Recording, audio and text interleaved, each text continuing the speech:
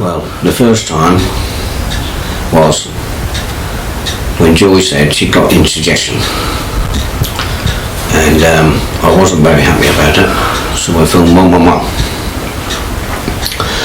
There was a very long waiting list, so they texted me back. They said, I've got to use the internet, go on the internet. By that time, Joy said she was feeling better.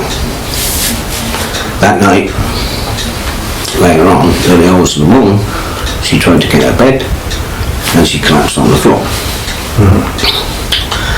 I was awake. I rushed straight round to her, straightened her out. I thought 999 instantly. But I spoke to, I can't remember his name. I spoke to people on the phone. They went through things with me to do CPR, which I was already doing. He was speaking to me to do the 1, 2, 3, 4, 1, 2, 3, 4, but I couldn't speak back. My mouth went dry. I was in a bit of shock, upset. I did that for nearly 5 minutes until the ambulance crew arrived, at which Janie and Callum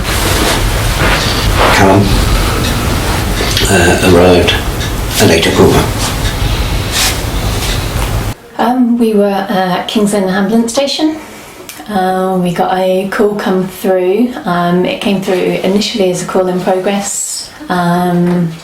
We jumped on the ambulance. They radioed us to say that it was potentially a cardiac arrest. We were 2.5 miles down the road.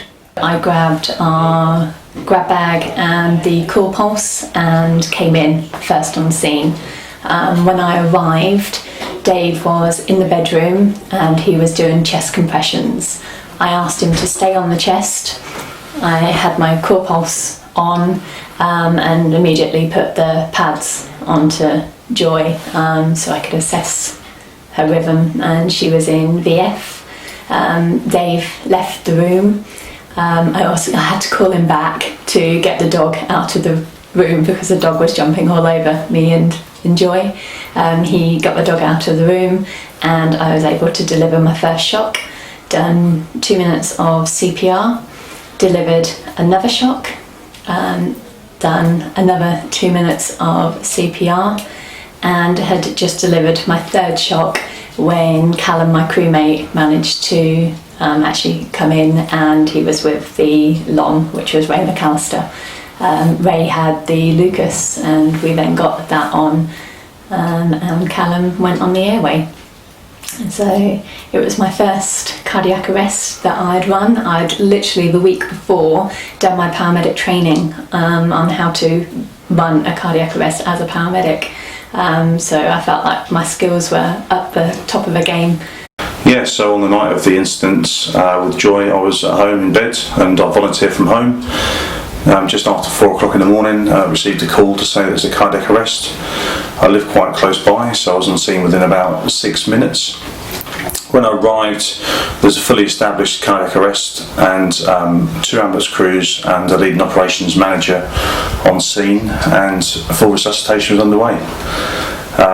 They'd been doing resuscitation for about 20 minutes, 25 minutes when I arrived. Dave had done bystander CPR prior to that with the advice of our call handlers, which done a fantastic job, and got the ambulance on scene within about 4 minutes. So a really good response time, which is key in the cardiac arrest situation. Yes, they did say that was serious. They couldn't find a pulse. I believe after 40 minutes we got a pulse, a weak pulse, and it was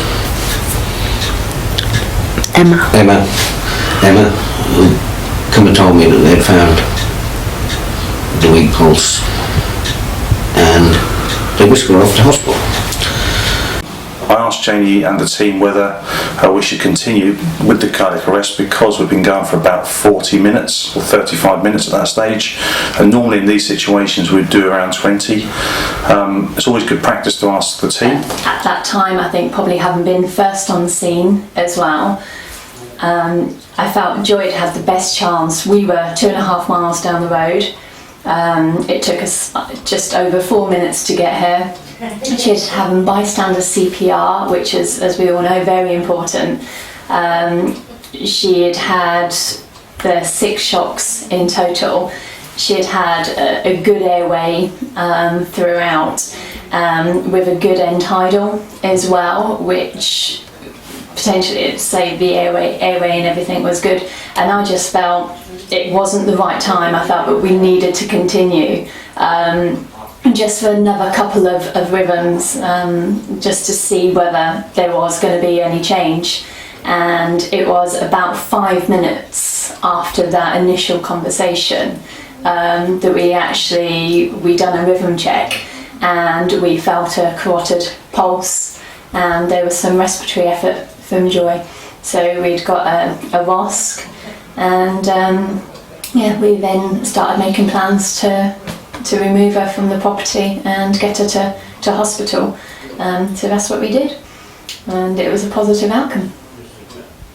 So if I can say the key reasons why Joy was able to survive that cardiac arrest that night was Dave's bystander CPR and good advanced cardiac life support carried out by the crew prior to my arrival. From the time the ambulance arrived until the time she left hospital, every single one of them were absolutely fantastic. I can't fault them for anything. It was wonderful.